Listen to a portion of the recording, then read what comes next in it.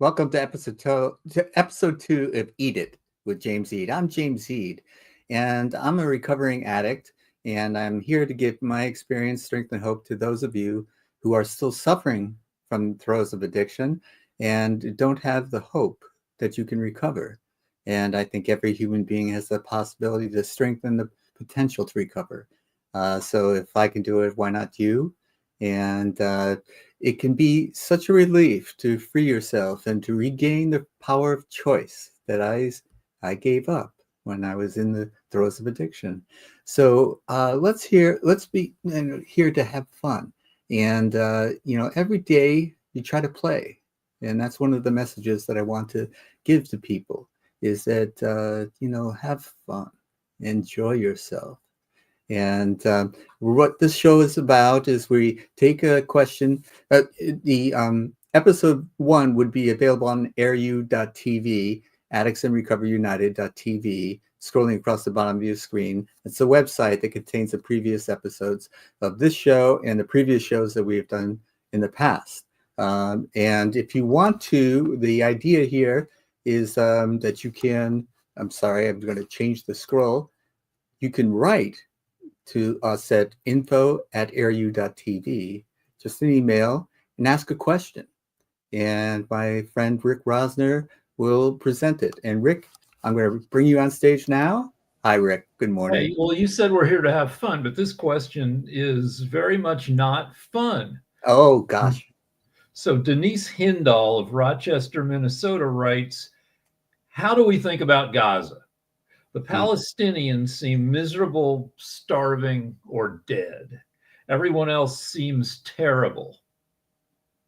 So, yeah, that's a downer to think about those types of things. So how do we have fun with that? I don't think we have fun with that. But what we can do is think about how do we get in that mess in the first place? It goes back centuries. The age-old conflict is not going to be swept away by words or swept away by good feelings, prayers, and thoughts, those types of things. What we have here is a humanitarian crisis.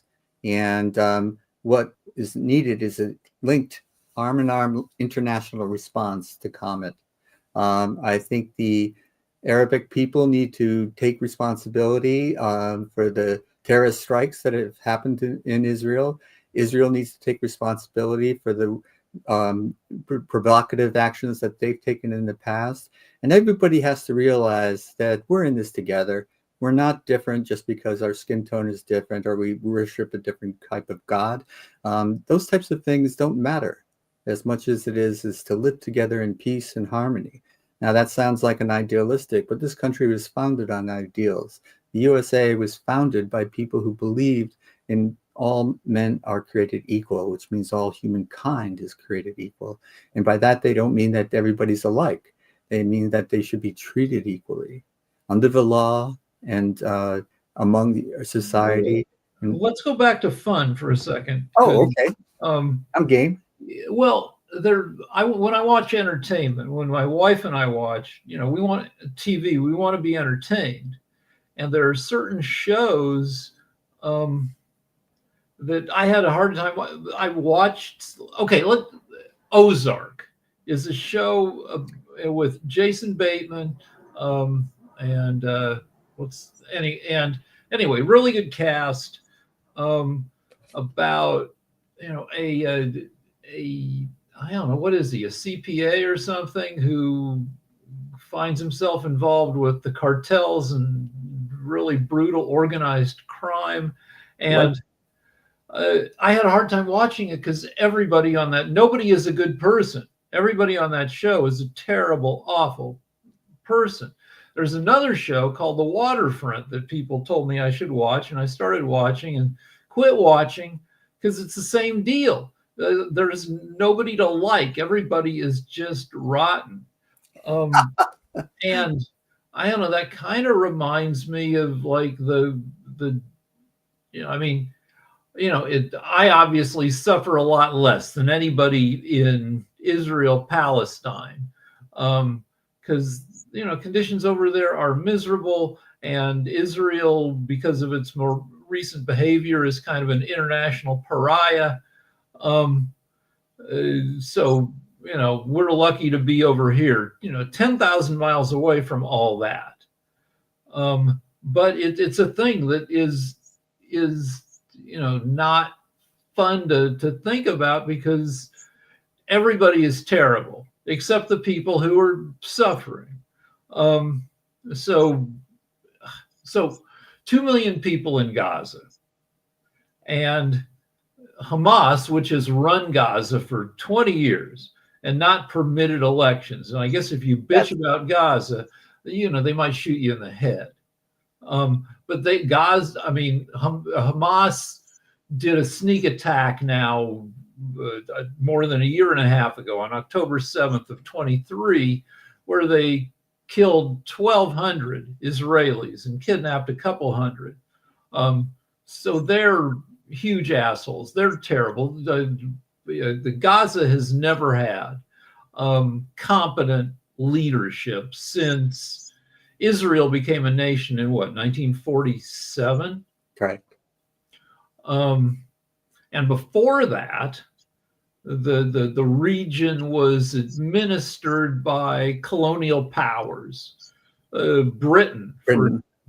And then, the neighboring, all the big powers, France, and, they all had chunks of the Mideast. And then after World War I, there was agitation to turn over control to, local entities.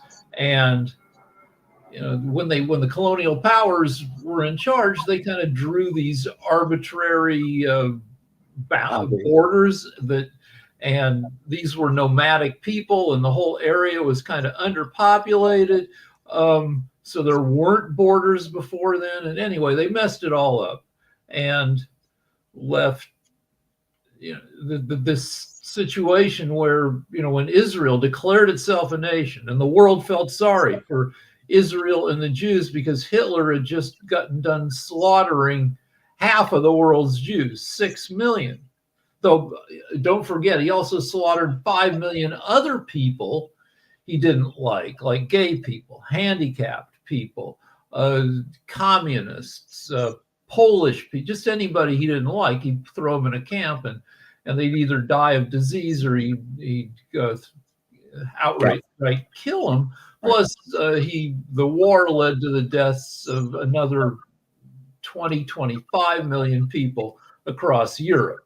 So anyway, in the aftermath of that, people were sympathetic with Israel kind of seizing the area. And the Palestinians were offered a state back then, and they voted against it because, well, I think among other reasons, they were pissed that Israel had taken a bunch of their ancestral lands. Sorry, my wife's coming home. The dogs are barking. Yeah, that's okay. I understand. And so in the 70s, Gaza was run by the PLO, the Palestinian Liberation Organization, another terrible group that had because the leaders of Palestine, of Gaza, have as a political agenda I asked my wife to come in quickly and not have the dogs going crazy, but these are the things that are out of our control. So there you go. There's a lesson. So the destruction, the obliteration of Israel is a thing they can't make happen. And so, but you've got this organization that has an impossible goal and is willing to stop any other political process in the service of that goal, the obliteration of Israel. Yeah, and that is the goal of many terrorist organizations. What we think of as terrorist organizations, but and so those people are terrible leaders because they're not interested in the welfare of their people. They're interested in this unattainable political goal. And it's kind of been that way in one form or another for what, 50 years or more? Yeah. And Hamas, as you pointed out, took power under the idea that they had moderated and they were going to be a moderate ruler. And once they were in power, they seized it and they never held another election. So there's plenty of blame to go around. Well, then let's just do Israel, because Israel, it's the worst attack on Jews since World War II. And then they respond with force, overwhelming force, because Hamas at its highest manpower maybe had 30,000 people. Israel has 300,000 troops, and Israel has now killed, according to reasonable estimates, more than 59,000 Gazans. And the New York Times just came out with an article that Netanyahu, who's pretty much the Trump of Israel and is on trial for corruption, and is trying to remain in power. The New York Times says that Netanyahu has extended the war in order to stay in power, because once he's out of power, he's on trial for corruption. He should take a lesson from Trump. He can get convicted of 31 felonies and still be in power. Well, they're both doing the same thing. So Trump is 79, Netanyahu's 75. They want to stay in power long enough that when they do leave power and go to court, they're too old to put in prison. And so Trump leaves office in 3 years when he'll be 82. And will any charges remain against him? I don't know, but nobody's going to throw an 82-year-old former president in prison. So Trump probably has won, that fight. Netanyahu, if he can stay in power for a little longer, and then he leaves power, say, in 2026, 2027, he's 77 years old. He drags out the court proceedings for 4 years. Now he's in his 80s, and nobody's going to throw him in prison. And so now Netanyahu is underwater. Most Israelis don't like him as president. It's been that way for, I think he might have had a blip in popularity immediately after the attacks as people came together. But he's mostly been underwater for since 2023. And also he dropped the ball and had the lax supervision of Hamas that let them do this huge sneak attack. So there's a bunch of innocent, the Israelis who hate Netanyahu are, they're not innocent. It's their country, but they're kind of bystanders to this. They have a government that doesn't respond to the majority and is doing this. And then you've got the innocents in Gaza who, so yeah, it's hard to think about, it's one of those shows, except with real death, where everybody's an asshole. Yeah, and as I say, there's plenty of blame to go around, but what is the way out of this conflict? You start with a ceasefire, stop killing people. That would be my first thought. But the other thing is, people, although these tensions go back for millennia, it's time for people to live together and to understand that, the destruction of another people is not a lofty goal. And, historians will differ on this, but there was a country, Judah, long time ago. And, Israel was part of another country. Elam was a country. There are all sorts of different populations. And as you pointed out, many of them were nomadic. And borders don't exist in nature. Boundaries don't exist in nature. Especially over there where frickin' you've got vast expanses of crappy land that you just have to traverse to get to the good parts. Right. Right. And when I was growing up, I could walk my dog in the back, the river that, or brook rather, that came down next to our home. I could walk up the brook with my dad or my dog. And at some point I was in Vermont. There was no way of knowing. There were no signs that said I was in Vermont, So what was the difference? It was still the same woods.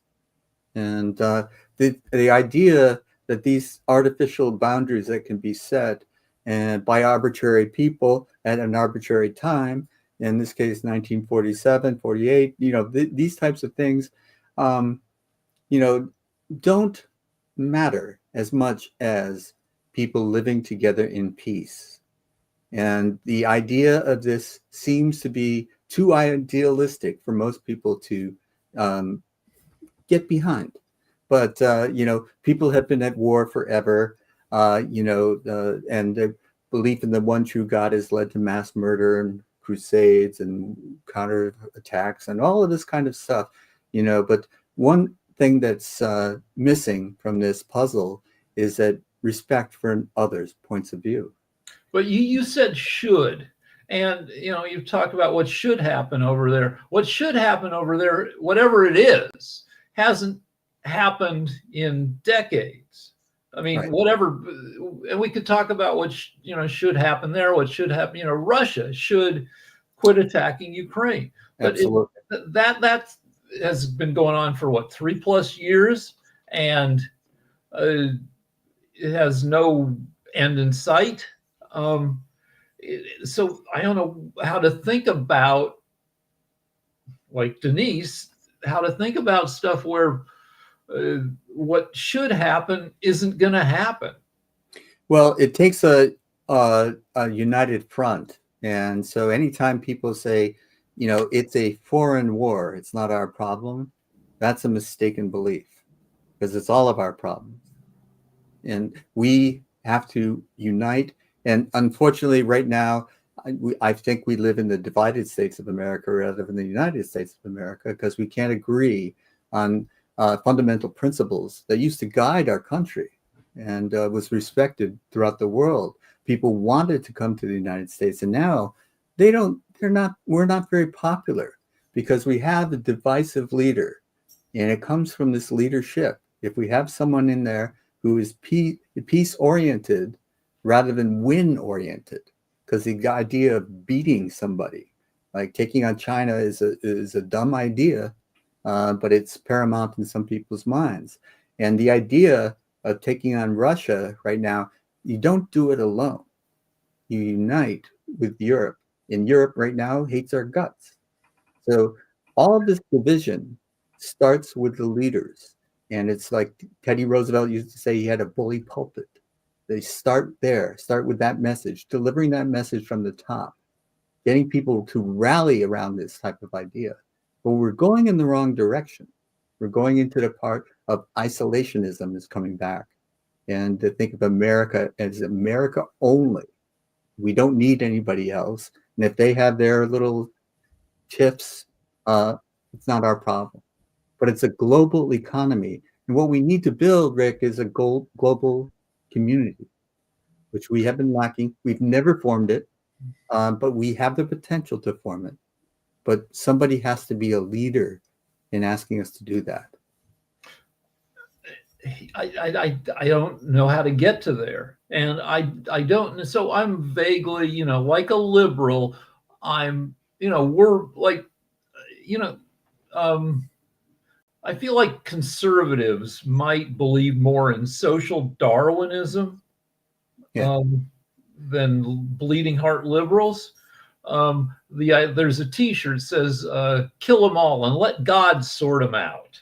Yeah, and that there's a certain tough-mindedness among certain conservatives who are like, yeah, America for Americans, and that's not our problem. And anti-immigrants, even though we're built what on I'm immigration. thinking is like, am I allowed to, like, I like buying little stuff, cheap stuff on eBay. And, I like waiting till there's 2 seconds to go and then sticking in my bid and getting something for, less than I'd pay for, if I bought it in a store, if I could even find it in a store. And my wife and I watch, we exercise and we watch a couple hours of TV a night, at least. We stand there, we do squats, we do sit-ups. Chair yoga. That's me. Okay. And are we allowed to I feel weird, just mindlessly enjoying myself while, vast injustice takes place in other parts of the world or other parts of America. And then the argument against that is that it's always, the end of the world for somebody. And the world is the world. And you can't do it. You can't fix everything. No, and there are things that are out of our control. We can't wave a magic wand and make things happen. But we don't have to feel guilty about it either. So it's not your fault. It's not my fault.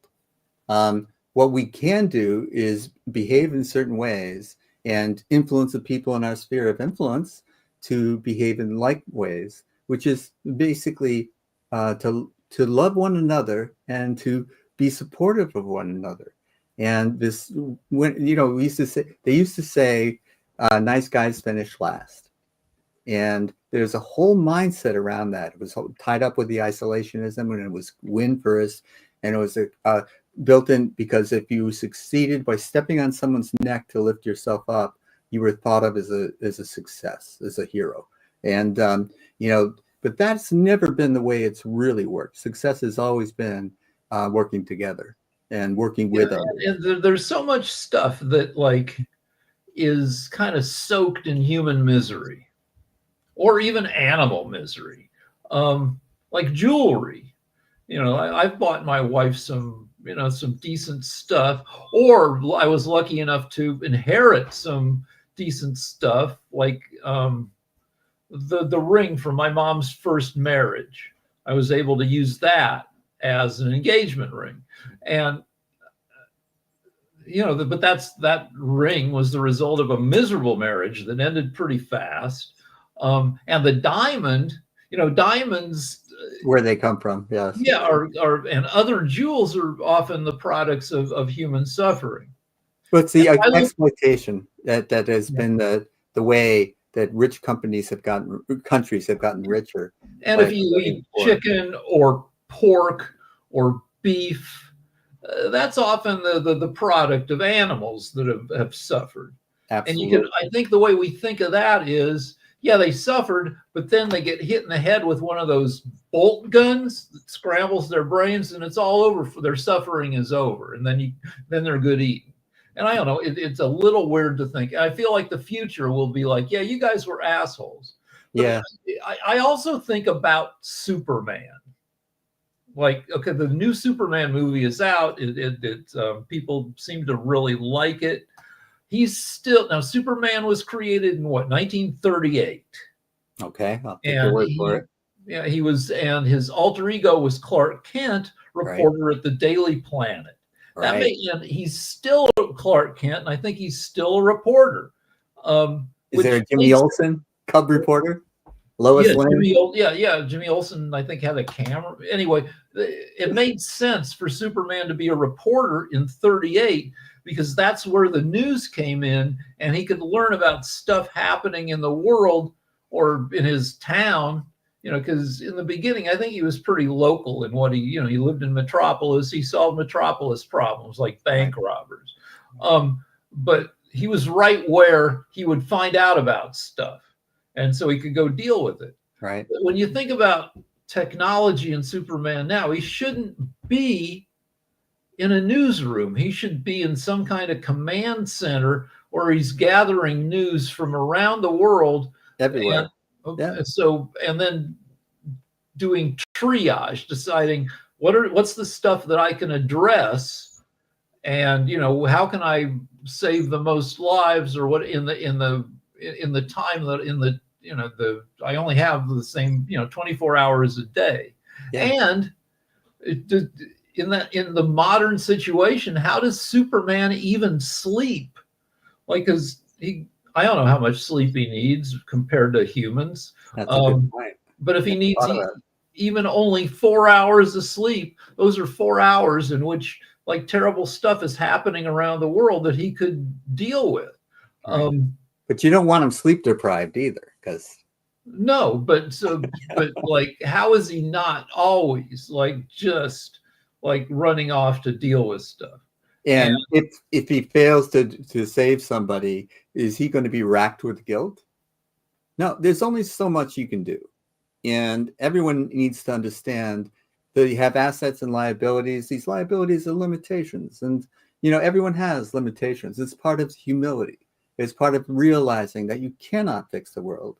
And even more to the point, you may not be able to fix your partner in life. You may not be able, you may not only be able to, but you have no right to do it. You're not someone who is appointed on this earth to fix other people. What you're there to do is to help them and support them if they're in need and support and suffering. To ease the pain and suffering of others is a gift that you give to yourself, because you get more than you give when you do that kind of action. And if everyone had that attitude, then you would see it proliferate around the country. Right now, we're being taught a different message, not something about helping others. It's about doing well for yourself. And this is this selfishness is counterproductive in the long run, because if everyone's trying to claw each other down while they're trying to get ahead, people all have scars. And if you're giving someone a helping hand, you help boost them up, who knows when you need a helping hand, well, and we'll be there when you need it. you need a certain amount of non-viciousness in your capitalism for capitalism to work. Right now, we've got the historically high levels of income disparity between the richest and everybody else. Correct.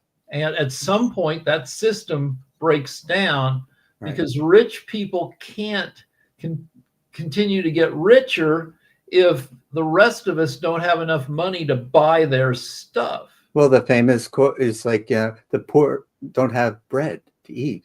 And so the comment was, well, let them eat cake, because the rich are disconnected from the suffering of the poor, of those. And one more with AI, whether AI destroys us or not, some of it depends on whether the people in charge of AI are greedy, idiot assholes or not. And unfortunately, there are a bunch of AIs being built, and some of the people in charge of some of these AIs are greedy idiots. To take, a dollar from people who have $5 to give that dollar to someone who has millions. And so that kind of programming may be in our future, but I do believe that there are people out there programming AI to be beneficial and to take care of people. Advances in medicine and things like that will be very, very helpful in our future society. But there's no doubt that it will be used for nefarious purposes. The idea that we have to build into them is the value system. And, I go back to the founding fathers and what was their value system. It wasn't perfect. It wasn't, ideal, but it was better than anything we had in the past. But we've always had those who have had too much and the poor, and we've had revolutions like the French Revolution that I referred to earlier, as a result of that. And is that we're going to stress a society so much that people take to arms into the streets? Is that far-fetched? Is that science fiction? No, that's been history. I don't think the U.S. is set up for revolution. Mm-hmm. When the countries that have had revolutions, we were in the beginning when we were a small set of 13 colonies with 3 million people. Right. But now we are a third of a billion people spread out across, ignoring Alaska, 1,300, 3,000 miles east to west, 1,500 miles north to south. It's hard to mobilize an entire nation. Like, correct, but California could secede from the Union and be so fine. could Texas. I mean, I read quite a bit of near future science fiction, and one of the easy predictions to make, if you want to make a world that is different in the near future, is to have a broken up United States. Right.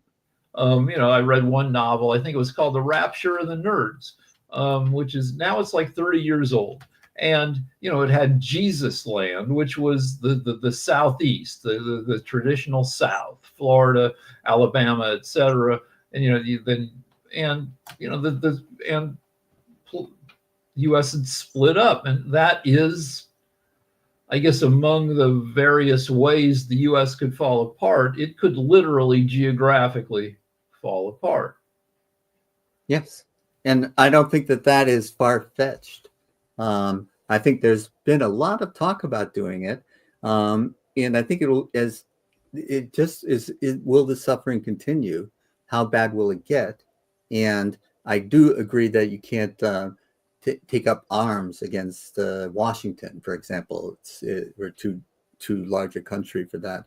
But we can look within our own communities and focus just on those. But it's not the laws of the land. It's not a good outcome, splitting up the country. The U.S. has been very successful as a unified, more or less, nation, and our power in the world and the power to do good for the people who live in America has depended on us being this big unified nation. It's the idea behind the European Union. And it's a bunch of smaller countries. They didn't have the force that they do if they act right. And Russia has been propagandizing the EU ever since the EU formed, trying to break it up. And they did succeed in propagandizing Britain enough that Britain broke away from the EU. Yeah. And there are secessionist movements within the US, and often when you poke at them, you find that behind some of the financing, some of the propaganda is Russia.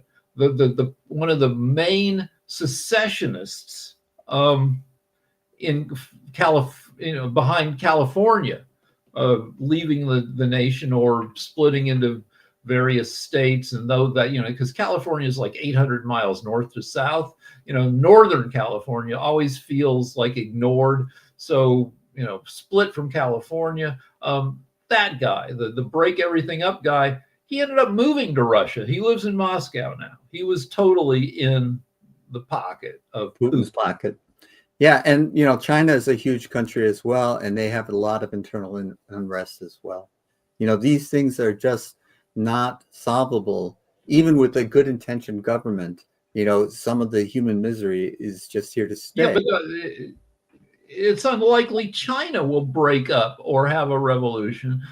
China's a dictator, a communist kind of dictatorship, where if you run afoul of them, they will squash you. At the same time, China has used its power, its national government, to raise the standard of living, like hugely. Now, maybe not some living conditions, because China has had this program for decades of pulling people out of rural areas, off the farms, and into cities. And China now has more than 150 cities, industrial cities with populations of more than 1 million people. And, people come to those cities and they work their asses off. And it's miserable for a lot of those people in terms of work, hours and conditions, but their standard of living, what they can buy with what they make, has probably improved on average quite a bit. In frickin' China, you can buy an electric SUV, a decent one, nice one, for like 10 grand. They have totally kicked our butts in terms of electronic vehicles, and their battery technology is far superior to ours. So there are things, but this is why free trade and that kind of thing, like why not share your technological advances? You know, why set tariffs on imports of things like uh, uh, such good economical and environmentally sound technology? You know, it's just a win-win for the world. Well, And China has 4 times our population, and has a huge orientation towards STEM, math and science. The US is divided about that stuff right now. And we we're trying to hold off China, but China can be patient because of its huge demographic power. And what we're doing politically here is just hastening the day when China does dominate the world. Because when we pull away from the world, either through isolationism or hostility to foreigners, yeah, you used we to get the best and the brightest from other countries to come right, here. and then China steps in to fill the gaps that are created. Yeah. And also we form alliances for people who would be unlikely partners to oppose us. So this is always a losing proposition, and which is why we go back to, like, okay, the original question was about Gaza and the suffering there. What can we do about it? Well, there's not anything we can do about it. That's the one thing you have to accept about your own personal limitations, and don't feel guilty that you can't solve the world's problems. However, it doesn't mean, even though you accept it, you don't have to like it. So you understand that this is happening. You understand that that you want it to stop. You're powerless to stop it. Don't make you feel disempowered. You have the power to continue to live your life the best way you can, and to try to influence others by your example. And by doing this, you might influence the people that are around you, and they might influence people that are around them. And this is the type of thing where movements grow. And we've seen this throughout history, but we can't see it while it's happening. And so there is a great deal of isolationism, and there's a great deal of me first type of thinking. But there's also a resurgent wave of people thinking, no, community based, we need to help one another. And this type of thinking doesn't get the press, it doesn't get the headlines. And so people don't think it's happening, but it's happening all around the country, in some pockets more clearly than in others.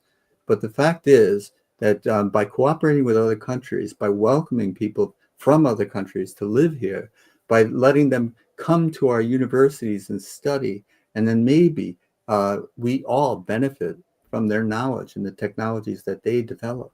And this keeping people out and looking out for only yourself, in the long run, you will get outpaced by people that are working together. Yeah, and we don't have an immigration crisis. So the U.S. population is growing at the lowest rate in history. Without immigration, the U.S. population would be declining. So it's not like the U.S. is being overwhelmed with immigrants who are taking, all our housing, all our jobs. That's some bullshit that's sold by Fox News. And the people that are coming here are doing jobs that we wouldn't want to do, and they're starting businesses that we wouldn't have started. Immigration has always been a strong point of the American society. We're all from somewhere else. So, this idea of keeping people out is always going to end up shooting yourselves in the foot, and you're not going to be able to limp your way to success, but however you measure that. But all this stuff seems to happen minus our participation. So, Trump gets elected barely by a very thin margin in the popular vote, at least, and says he has a mandate, which he doesn't. A mandate is when, no president has had a mandate.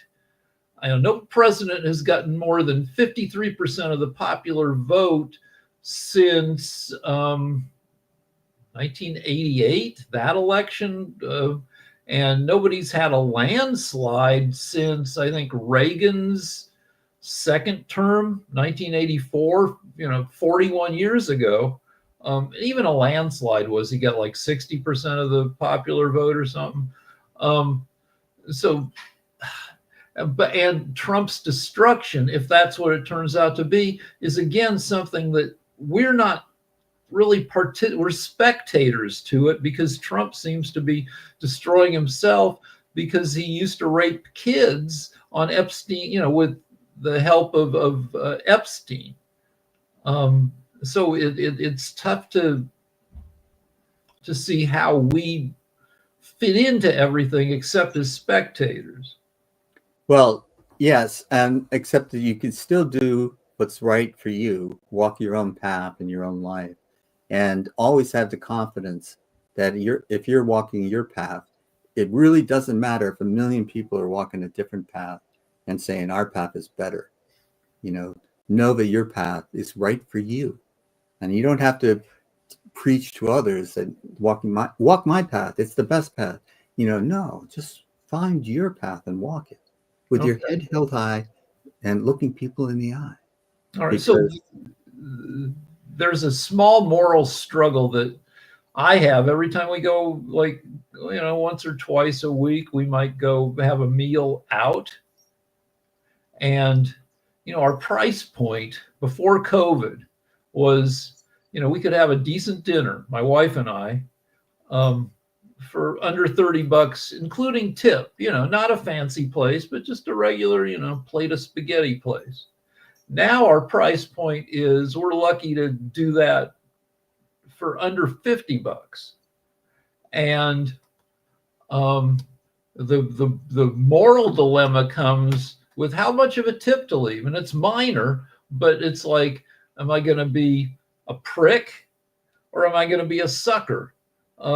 Because we've learned with, you walk into a restaurant like a P.F. Chang's that were only like one during, their busiest time, only a third of the tables are occupied. So obviously the servers are doing worse than they did before COVID. And like, all right, so we now always tip at least 20%. And I used to work for a guy, a celebrity, who would often tip 50 or 100% because he could, because he was making a ton of money, and also because in that position you don't want to be a prick, and also because he is a wildly generous person and he wants to share his good fortune with others. So I've got all these different people on my shoulders saying, tip this much, tip this. So a lot of the times, I'll tip 25% and be like, all right, it cost me $2 more and I don't feel like an asshole. Kind of win-win. Yeah. Yeah. A Steve Miller line, maybe you know the movie, I can't remember it, but he says, I don't believe in tipping. I believe in over tipping. Yeah, but at the same time, like, like it's, I don't want it depends on the service too. I go to certain people and, my wife and I used to have a lunch Friday lunch, and we used to go to the same Vietnamese restaurant, and the people took care of us. They gave us the same table. They always, knew what I had gluten and dairy allergies, and they were always very conscious about all that kind of stuff. So yeah, I tipped them well, and my wife would always buy them wine to bring at Christmas, and so everybody loved us. We loved them. It was a great thing. Then COVID happened, and it's all changed now. But my wife and I go to like once every few months, we'll go to a place called Chura, which is revolving sushi, conveyor belt. Oh sushi. yeah. I know that type. It's a chain. There's a bunch of them. Yeah. You sit there, and nobody serves you and they, you grab the sushi off a conveyor belt that's moving past you. A robot rolls up and brings you water. So nobody's serving you. So when it comes to tip, and it's not cheap, Right. You know, and so at the end, you're like, really 20%? And you're like, because No. like, the robot doesn't get tips. Right. But then you look behind the scenes, and in the kitchen, you've got just this, you've got 8 or 10 people just furiously slapping down sushi. Right. You're like, I don't know how to even calculate that. I mean, we go with the more than 20% tip, but it feels weird. How about you go with the barista? What do you do with them? I mean, they're just making you coffee. So Um, I overtip them, and I always feel stupid for doing it. yeah, and like some places, like I go to a place where I buy a packet of salmon belly because I need protein. Yeah. Salmon belly is a very disgusting source of protein because it's pretty greasy, but tastes good. And but And you need protein for all the exercise and workouts that you do. yeah, so I take the pack of this, and I buy it at this one place because it's $9 a pound instead of $10, and then I take it up to the person at the thing, and I just set it down, and she rings it up, and do I want to tip her 10% for just hitting a couple keys on the keyboard? And sometimes I do, and sometimes I don't. And either way, I feel like an asshole. Yeah. That's why we remove the expectations and do what feels right at the time. Because your gut will sometimes tell you. I believe in an inner resonance as my guide. And if I'm thinking like, oh, I'm being stupid for overpaying that, where's that coming from? That's like some other voice in my head telling me you're being generous, you're a sucker. That's not me. I'm thinking I can afford this, and it's not going to change their lives. It's not going to change my life. It's really nothing to worry about. It's something that I'm making up to worry about. And to have this moral dilemma, this crisis of conscience, no, man, it's not important. All right. Yeah. Well, and to get back to Denise, because we're running out of time, I'm going to have to say goodbye to you now, Rick. But there's nothing we can do about what's going on in Gaza, but that doesn't mean we have to feel guilty about it because we have nothing to do. We're not powerless. We have the ability to do the best we can within our own lives and live them accordingly. The one thing we can do is vote for leaders that will give the right message. The message of division will not help anyone. And the message of doing it alone is a false message of hope. And I want to share my experience, strength, and hope with you to make the better decisions. What's not just right for you, but what's right for Rick and for other people. Keep them in mind when you make your decisions. And you'll find that you get more than you give. And that's been my experience. And Rick, thank you so much for joining me today to discuss the question from Denise. And it's a heavy question, so we didn't have as many jokes as we usually do. But yeah, I don't want you to feel guilty about that either. All right.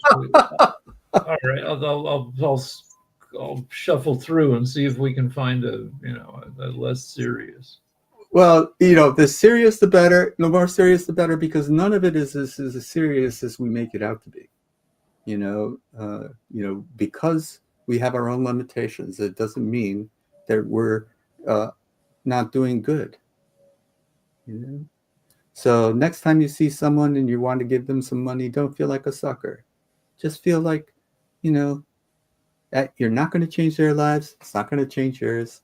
It's just what you wanted to do. You felt right at the time. And that's the message.